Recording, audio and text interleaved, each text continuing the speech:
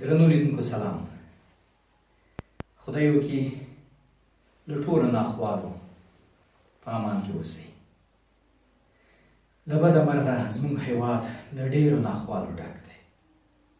کلونه کېږي چې موږ له ناخوالو سره لاس او ګرېوان یو.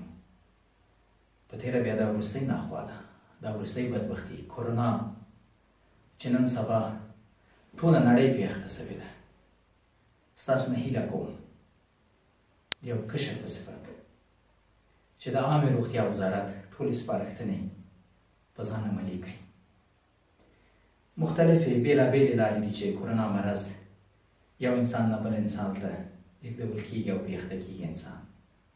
خو هغه څه چې زما پام یې رااړولی ځان ته او زه یې دې ته اړ ایستلمه چې تاسو سره دا خپل پیام شریک کوم. هغه له خپله لاسه چې یو انسان له خپله لاسه په دې مرض اخته کېږي. کله؟ هغه وخت چې دا لاس ناولی وایي خپله لاسه ته مې دښمن یې. زما پام دې ته راواوښته که موږ له خپله لاسه په کورونا اخته کېږو نو ښکاري چې موږ کلونه لا پخوا په کورونا اخته یو او دومره به کورونا راکې ونه وژني لکه موږ خپله چې وژلي سره په تېره به دا وروستیو 40 کلونو کې. د تاریخ په اوږدو کې بیا تر ننه له خپله لاسه له خپلې لمنې مو اور اخیستی دی. خپله لاسه ته مې دښمن یې. پوهېږم چې د دې متل اصلي بڼه تشه لاسه ته مې دښمن یې داسې ده. خو ای کاش دا لاس تش پاتې وای، خو چې د خور ورور په وینو سور نه وای، د وطن په ورانولو او سوځلو تور نه وای. یا که دا لاس ډک وای، ای کاش په قلم، کتاب او پوهې ډک وای چې له تشوالي په ډکوالي خوښ وای. خو افسوس چې تل دا لاس را ډک کړل سوی په توره او ټوپک را ډک کړل سوی. څو مې تره مړ کړم، تربور مې مړ کړم، کلی مې وران کړم. هېڅکله قلم، کتاب او پوهه نه ده راکړل سوې. هر لار، هر مکتب، هر کتاب چې راښودل سوی ما ترې یوازې وژل، سوځول او رانول زده کړي.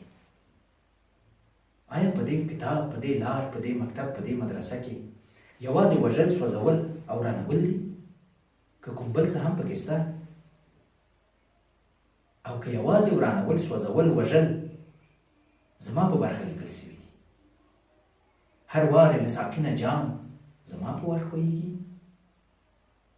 کله چې سولې ته نږدې شوي یو نه یو پرېښودل شوي چې د سولې په خوند پوه سو. کله موږ چې سوبه لاسته راوړی، فتح هم کړی، نه یو پرېښودل شوي چې په برم یې ولمانځو او خوند یې واخلو.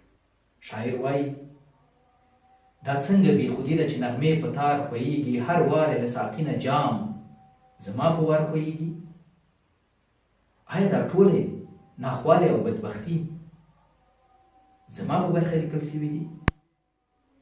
یا خدای پرېوتی مې که چې د اسمان له ستنې تاو تر عرشه ورسېږم، هلته د زړه کنډولی له ډاګه وولم، ټوټې ټوټې کړم او ترې توی شوي ږدن او غوښت ستا د ملکو مخ ته ونیسم، ترې وپوښتمه چې په دې ولې زموږ د چم کوترې نه ټولېږي؟ ولې زموږ د چم کوترې نه ټولېږي سره؟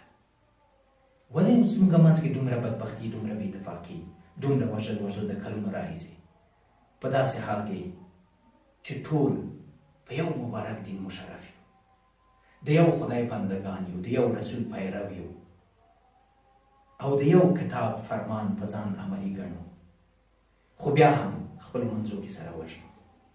هغه چې وژل کېږي هغه هم وایي چې لا اله الا الله محمد رسول الله. هغه چې چاړم په ستوني راتېري هغه هم وایي چې الله اکبر. هغه دریم هم چې دوی ته ګوري او د دوی په بدبختیو خوشحاله دی هغه هم ځان ته مسلمان وایي. آخر تر کله بس دی، نور بس دی، تقدیر کوي هم بس دی، په خپل لاس یې بدلون غواړو. تل راکړل سوي، راښودل سوي، تش لاس را ډک کړل سوی، نه بس دی. تش لاس را ډکل سوی نه. نور دا لاس په ټوپک او توره ډک نه غواړو، نور په قلم او کتاب ډکو، په ګل یې ډکو. تل راکړل سوي، نور راکړل سوي نه، خپله یې پیدا کوو. له خپلې ځمکې خپل غنم لاسته راوړو.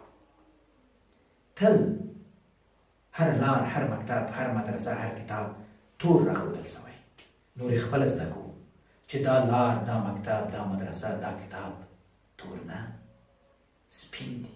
نور یې خپله زده کوو چې په سوله کې خیر دی، په یووالي کې برکت دی، په دین کې هوساینه او مینه ده. دا ځل ټول په ګډه وایو چې خپله لاسه ګله لاسه، او په بل لاس د دې ګل لاس ساتنه کوو. د یو موټي او ودان افغانستان په هیله کور پاتې شئ، روغ پاتې شئ. وطن عشق تو افتخارم، وطن در رهت جان نثارم. وطن